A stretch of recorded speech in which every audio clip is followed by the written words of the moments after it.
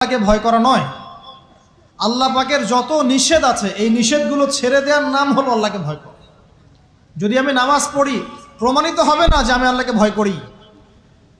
আর হারাম ছেড়ে নামাজ পড়েন, হালাল খেয়ে নামাজ পড়েন, প্রমাণ হবে আপনি আল্লাহকে ভয় করেন। নামাজ পড়াটা একটু সহজ কাজ, কিন্তু এই হারাম রিজিক ছেড়ে দেওয়া এত সহজ কাজ নয়। রোজা রাখা সহজ কাজ তুলনামূলক, কিন্তু সুদ ঘুষ ছেড়ে দেওয়া এত সহজ কাজ নয়।